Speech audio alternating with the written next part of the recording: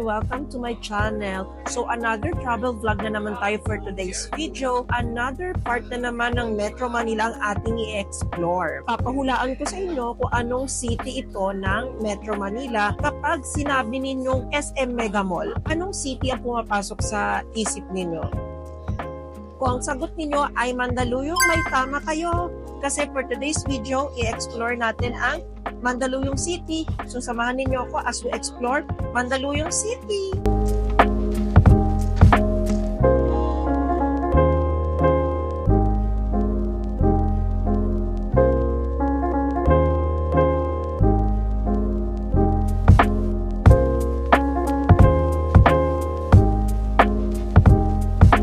Nandito ako sa San Felipe Neri Church, ang oldest church dito sa Mandaluyong and one of the oldest church dito sa Pilipinas. Itong church na to ay ipinatayo upang i-venerate si San Felipe Neri, ang patron saint ng Mandaluyong City. Actually guys, ang San Felipe Neri ay ang dating pangalan ng Mandaluyong City. Itong simbahan na ito ay ipinatayo mga bandang 1700s or 1800s after humiwalay ng Mandaluyong o ng San Felipe Neri sa Santa Ana de Sapa. Yung Santa Ana de Sapa, yun yung dating isang district ng Manila. Isa sa mga present location ng Santa Ana de Sapa ay ang Santa Ana, Manila. Pagkatapos, during the Philippine Revolution against sa mga Spaniards, itong simbahan na to ay nagkaroon ng role. Itong simbahan na to ay naging relay station ng mga Katipunero. And by the way guys, dalawa ang patron saint ng Mandaluyong City. Ang pangunahin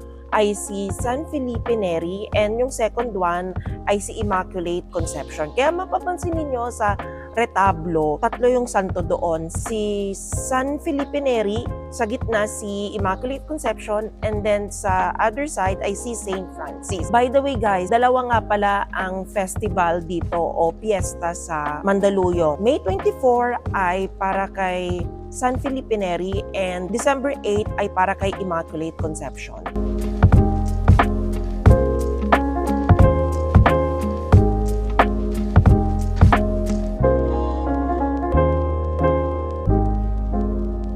Nandito ako sa SM Mega Mall. Ang SM Mega Mall ang third largest mall sa buong Philippines. Actually guys, itong SM Mega Mall na ito yung isa sa mga OG na shopping mall. Oh my gosh, may mga kabataan sa likod, nahihiya ako tuloy. Yun na nga guys, may mga teenagers doon sa likod kanina. Nagkakaway doon, bigla akong nahiya. Ang SM Mega Mall, ang isa sa mga OG na mall dito sa Philippines. So mga 1991 sila nagbukas. Bago pa nauso yung Mall of Asia, kung ano pa yung mga contemporary malls ngayon, nauna na ang SM Mega Mall.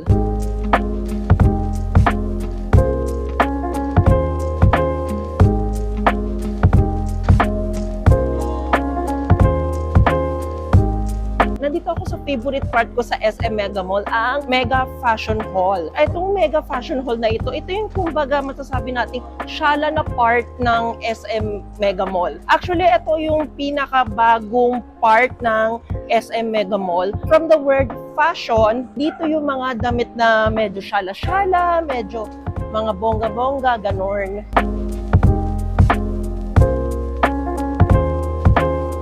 Kita nyo naman yung mga tao dito sa Mega Fashion Hall, mga shala, o diba? Just like me, shala pera, charot. Ito yung Pull and Bear guys, isa itong Spanish clothing line. Actually dito sa SM Mega Mall, unang nagbukas itong branch ng Pull and Bear sa Philippines. Gusto ko yung mga damit nila kasi very Gen Z, very aesthetic, very cutesy. Kaso kasi wala akong budget for today's video. Maybe next time bili ako dyan guys. Bili naman ako dyan minsan guys pag may budget o kaya sale.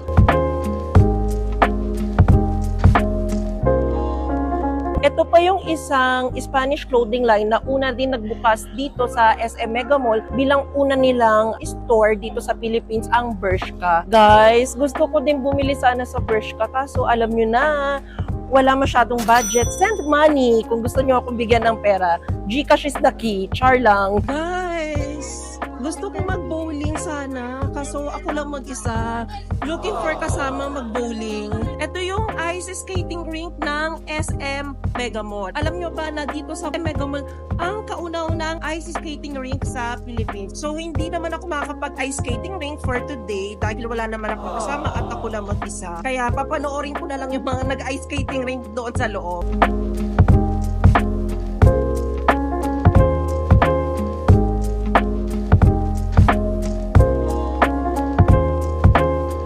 Dahil hindi naman ako makakalaro ng bowling at makakalaro din ng ice skating, kaya naman magmerienda na lang tayo dito sa Satchme. Itong cafe na tong Satchme na to, napansin ko, ang style niya parang vintage style cafe. Tapos, bukod sa cafe guys, nagtitinda rin sila ng plaka. Ayun, yung parang CD na malaki. Vinyl ba ang tawag doon, no? Vinyl. Hindi ako sure. Ang in-order ko nga pala ay house blend iced tea and blueberry Danish. Tikman natin guys. Matagal na pala itong cafe na to since 2011. First time ko lang marinig ito or siguro kasi hindi naman ako masyadong nadungi sa part ng Mega Mall na ito.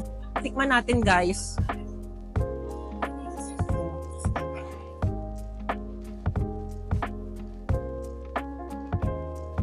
Yung sa blueberry Danish nila, masarap, flaky, and buttery. Nagustuhan ko yung blueberry feeling, hindi matamis. Ito naman, ang kanilang house blend iced tea. Typical na iced tea, pero hindi matamis, guys. I love it.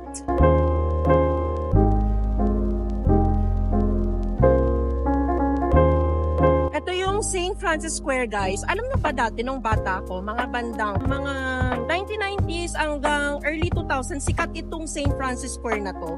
Nagkaroon pa nga ng commercial to sa TV dati na see you at St. Francis Square, great by all the time, St. Francis Square. Wow, you are a great singer. Diba kinanta ko? Actually, sikat to dati ng mall, hindi ko lang alam kung ano nangyari.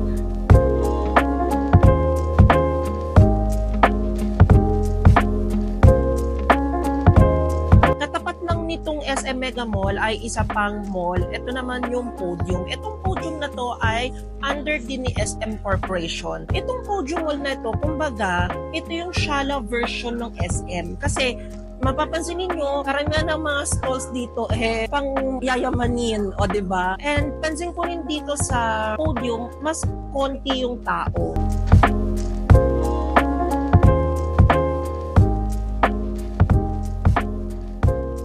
Grabe, tignan nyo yung architecture ng podium. Sobrang ganda, guys.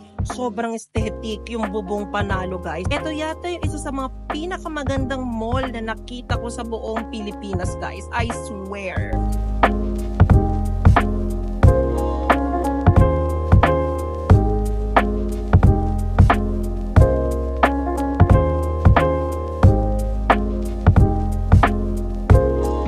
Isa pa sa mga pinapasyalan dito kapag Mandaluyong ay ang Shangri-La Plaza. Ang Shangri-La Plaza ay isa sa mga OG na mall dito sa atin. So nagbukas ito 1991. O diba? Sobrang tagal na rin itong mall na to. Itong Shangri-La Plaza, ang may-ari nito ay yung Shangri-La Hotel. Katapat lang nito, tabi lang nito. Well, actually, under Shangri-La Company to, kaya may Shangri-La Hotel. Ang napansin ko dito sa Shangri-La Plaza, no, kahit na may mga luxury store katulad na Saint Laurent, Balenciaga, Alexander McQueen, meron pa rin siyang vibes na makamasa. Guys, sinarangan ako ng guard dun sa food court. Bawal pala mag-vlog doon without permit. Siyempre, medyo nainis ako pero wala tayong magagawa. Protocol ng mall yon. So, instead na mainis ako, guys, ito na po yung order ko. Nandito ako sa Sweet Inspiration. Umorder na lang ako dito sa Sweet Inspiration ng dinner. Since nagugutom na rin naman ako, guys. Ang in-order ko, guys, ay sirloin tapsilog. Tikman natin, guys. Masarap with suka. Lagyan natin. Sarap, guys. Tender yung karne. At tamang-tama lang yung alat. Meron pang pwedeng pasyalan dito sa Mandaluyong City. Yun yung Wakwak Golf and Country Club. Kaya lang guys, it's a members-only club. And kung gusto nyo makapasok doon, kailangan may kakilala ka ring member. Yung membership dun guys, grabe, sobrang mahal. Kung pwede lang magpa-member ako agad-agad, kaso syempre, hindi ko alam kung magkano ang membership doon, baka milyon guys. Kung may milyon ako, sige, magpapa-member ako. Tapos sa may mga gusto pumunta doon sa Wack Wack Country Club, just call me. Charot lang. Dahil hindi ako makapasok sa Wack Wack Country Club, magpapawakwak na lang ako sa mga afam doon sa Makati. Charot lang guys, hindi ako ganon. Mawakwak? Ano ko, on my folk era. Char lang. Instead, kwento ko na lang sa inyo yung short background kung bakit nagkaroon ng Wack Wack Golf and Country Club. Wait lang.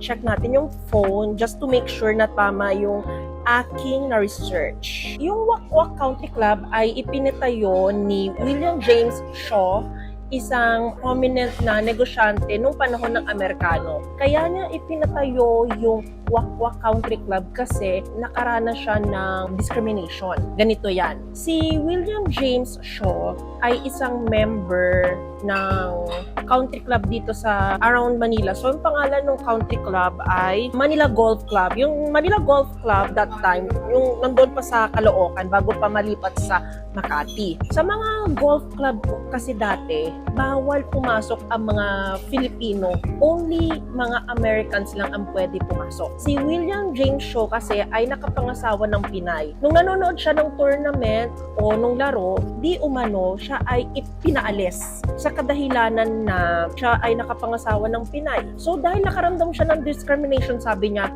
since marami akong pera, bakit hindi ako magpatayo ng Wack Wack Country Club? At simula noon, napatayo na ang Wack Wack Country Club.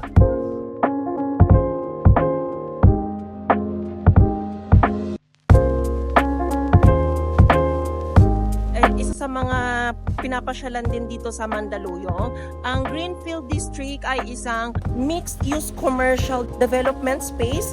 Ang ibig sabihin nito ay ginawa siya na parang community na may offices, may residential at may mga shops. Ang pinunta ko talaga dito guys ay yung kanilang night market. Kaya ako gusto pumunta sa night market nila kasi dito daw sa Greenfield, masasarap yung food. And for the price naman, I think reasonably priced naman yung food nila. So tara, samahan ninyo ako at hanap tayo ng pwedeng makain doon sa kanilang night market.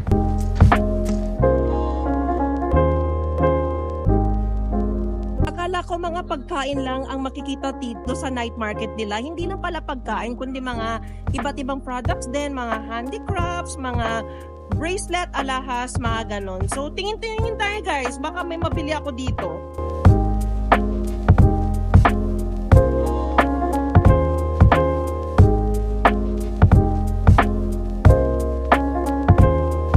So guys, ito yung mga nabili kong food. Meron akong xiaolong bao and barbecue. So, pork and chicken. Tikman natin yung xiaolong bao guys. O, diba? Ang ganda dito sa night market ng Greenfield District. May pa-music. Nakakaganang kumain. For a xiaolong bao na nasa bazaar, not bad. Pero syempre mas masarap pa rin yung yung mga nasa Taiwanese restaurant. Try natin yung barbecue nila guys. Pag may mga bazaar na ganito, ito yung favorite na in-order ko, barbecue. Masarap, may suka. Lagyan natin. Hindi ko sure kung anong chicken dito. Tikman natin. Pork ko. Ito yung chicken, tikman natin. Hindi dry yung meat. Ang sarap guys. I love it. Yung pork barbecue naman. Sarap dyan. And I love it. Grabe, lapot na lapot ako guys. Pero nag-enjoy ako for today's trip. This ends our trip for Mandaluyong. So, alam nyo na ang gagawin ninyo. Please subscribe and like and hit the notification bell para lagi kayong updated sa aking mga ganap. And also follow my social media accounts. So, yun lang guys. Bye! Love you all and see you sa ating next video.